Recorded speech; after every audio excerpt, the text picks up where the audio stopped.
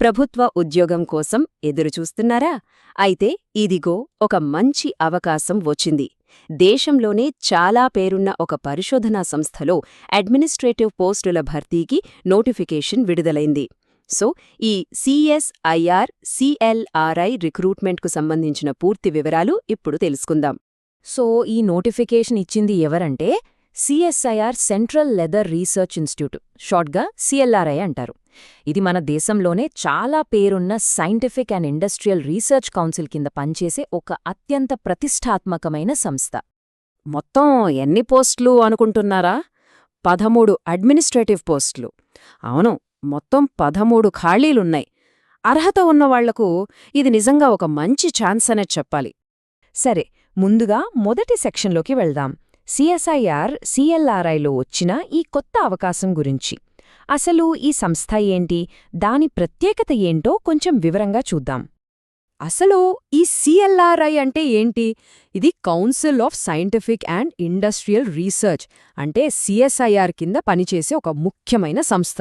మన ఇండియాలో లెదర్ సెక్టార్కి ఇది ఒక రకంగా గుండెకాయ లాంటిది. రీసెర్చ్, డెవలప్మెంట్, ట్రైనింగ్ అన్నీ ఇక్కడే జరుగుతాయి. సరే, ఇక రెండో సెక్షన్. ఏ పోస్టులు ఖాళీగా ఉన్నాయి, వాటికి జీతం ఎంత ఉంటుంది, ఎవరు అప్లై చేసుకోవచ్చు, ఆ వివరాలన్నీ ఇప్పుడు చూద్దాం. ఇక్కడ మనం చూస్తే ముఖ్యంగా 3 రకాల పోస్టులున్నాయి. ఒకటి జూనియర్ స్టెనోగ్రాఫర్. దీనికి ఒకే ఒక్క వేకెన్సీ ఉంది. జీతం చూడండి, దాదాపు 53,000 పైనే ఉంది. ఇక రెండోది జూనియర్ సెక్రటేరియట్ అసిస్టెంట్. దీనికి 6 పోస్టులున్నాయి. జీతం 36,000 నుంచి 39,000 మధ్య ఉంటుంది. మూడోది మల్టీ టాస్కింగ్ స్టాఫ్. దీనికి కూడా 6 పోస్టులున్నాయి. జీతం దాదాపు 36,000. వయసు కూడా పోస్టును బట్టి 25 నుంచి 28 ఏళ్ల లోపు ఉండాలి. అయితే ఈ జేఎస్ఏ ఎంటీఎస్ పోస్టుల మధ్య తేడా ఏంటి? చాలా సింపుల్. ఎంటీఎస్ అనేది పే లెవెల్ 1 ఉద్యోగం. అంటే ఇది ఒక ఎంట్రీ లెవెల్ జాబ్ అనమాట. జనరల్ డ్యూటీస్ ఉంటాయి. అదే జేఎస్ఏ విషయానికి వస్తే ఇది పే లెవెల్ 2. అంటే కొంచెం బాధ్యతలు ఎక్కువుంటాయి. క్లరికల్ పనితో పాటు అడ్మినిస్ట్రేటివ్ సపోర్ట్ ఇవ్వాలి. ముఖ్యంగా కంప్యూటర్ బాగా వచ్చి ఉండాలి. ఓకే, పోస్టుల గురించి తెలిసింది కదా. మరి వీటికి కావాల్సిన అర్హతలేంటి, ఎవరు అప్లై చేయొచ్చు? మూడో సెక్షన్లో ఆ వివరాలు చూద్దాం.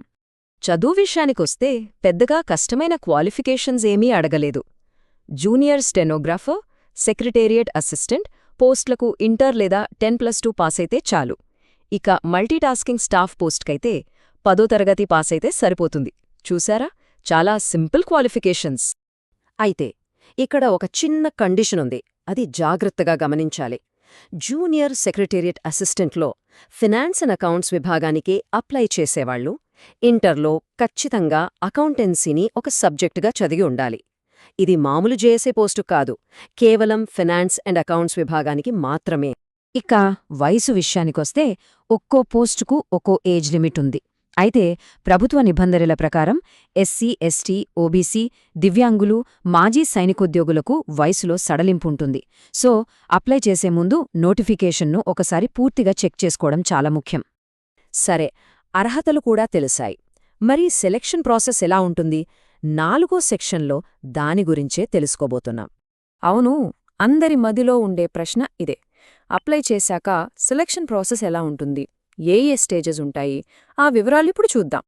ముఖ్యంగా జేఎస్ఏ పోస్టుల కోసం సెలక్షన్ ప్రాసెస్లో 2 పేపర్లు ఉంటాయి. మొదటిది పేపర్ 1, మెంటల్ ఎబిలిటీ టెస్ట్. ఇక్కడొక విషయం గుర్తుపెట్టుకోవాలి. ఇది కేవలం క్వాలిఫైయింగ్ పేపర్ మాత్రమే. అంటే ఇందులో పాస్ అయితే చాలు. దీని మార్కులు ఫైనల్ ర్యాంక్ కోసం తీసుకోరు. కానీ ఇందులో పాస్ అవడం మాత్రం కంపల్సరీ. ఇక అసలైన పరీక్ష పేపర్ 2. ఇందులో జనరల్ అవేర్నెస్, ఇంగ్లీష్ ఉంటాయి. ఫైనల్ మెరిట్ లిస్ట్ మొత్తం ఈ పేపర్లో వచ్చే మార్కుల మీదే ఆధారపడి ఉంటుంది. సో ఎవరి ర్యాంక్ అయినా డిసైడ్ చేసేది ఈ పేపర్ రే.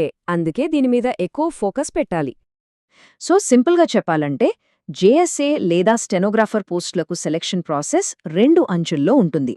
1 రాత పరీక్షలో పాస్ అవ్వాలి. 2 ఆ తర్వాత జరిగే స్కిల్ టెస్ట్లో కూడా క్వాలిఫై అవ్వాలి. స్కిల్ టెస్ట్ అంటే కంప్యూటర్ టైపింగ్ లేదా స్టెనోగ్రఫీ అన్నమాట. ఈ 2 దాటితే జాబ్ వచ్చినట్టే. ఓకే, సెలక్షన్ ప్రాసెస్ కూడా అర్థమైంది కదా. ఇక చివరిగా 5వ సెక్షన్లో అసలు ఎలా అప్లై చెయ్యాలి అనే ప్రాసెస్ స్టెప్ బై స్టెప్ చూద్దాం. ఒక విషయం స్పష్టంగా గుర్తుపెట్టుకోండి. అప్లికేషన్స్ కేవలం ఆన్లైన్లో మాత్రమే యాక్సెప్ట్ చేస్తారు. అధికారిక వెబ్సైట్ recruitment.clri.orgలోకి వెళ్లి అప్లై చేయాలి. పోస్ట్లో పంపినా చేత్తో ఇచ్చినా అలాంటి హార్డ్ కాపీ అప్లికేషన్లను అస్సలు తీసుకోరు. ఇక అప్లికేషన్ ఫీజు విషయానికొస్తే 500 రూపాయలు కట్టాల్సి ఉంటుంది. అయితే ఇక్కడే ఒక గుడ్ న్యూస్ ఉంది. కొంతమందికి ఈ ఫీజు నుంచి మినహాయింపు ఇచ్చారు. ఎవరెవరికంటే మహిళా అభ్యర్థులకు, ఎస్సీ ఎస్టీ కేటగిరీ వాళ్లకు, దివ్యాంగులకు, అలాగే మాజీ సైనికోద్యోగులకు ఎలాంటి ఫీజు లేదు. వాళ్ళు ఫ్రీగా అప్లై చేసుకోవచ్చు. అండ్ ఫైనల్లీ 6వ సెక్షన్ చాలా ముఖ్యమైనది, కీలకమైన తేదీలు. ఈ డేట్స్ అస్సలు మర్చిపోకూడదు, లేకపోతే అవకాశం చేజారిపోతుంది. డేట్స్ నోట్ చేసుకోండి. అప్లికేషన్స్ జనవరి 23న మొదలవుతాయి. చివరి తేదీ మార్చి 2. సమయం ఉంది కదా అని చివరి రోజు వరకు వెయిట్ చేయొద్దు. వీలైనంత త్వరగా అప్లై చేయడం ఎప్పుడూ మంచిది. ఈ నోటిఫికేషన్లో నాకు బాగా నచ్చిన ఒక విషయమేంటంటే వాళ్ళు చెప్పిన ఈ మాట, సిఎస్ఐఆర్ సంస్థలో స్త్రీ పురుషుల మధ్య సమానత్వం ఉండేలా చూసుకుంటాం, అందుకే మహిళా అభ్యర్థులు ఎక్కువగా దరఖాస్తు చేసుకోవాలని ప్రోత్సహిస్తున్నాము అని చెప్పారు. ఇది నిజంగా చాలా గొప్ప విషయం కదా. సో ఒక మంచి ప్రభుత్వ ఉద్యోగంతో కెరియర్ మొదలుపెట్టాలనుకునే వాళ్లకు ఇదొక చక్కటి అవకాశం. దేశంలోనే పేరున్న ఒక సైంటిఫిక్ సంస్థలో పనిచేసే ఛాన్స్ ఇది. అర్హతలుంటే అస్సలు ఆలస్యం చేయకండి, వెంటనే అప్లై చేయండి. మీ అందరికీ ఆల్ ది బెస్ట్.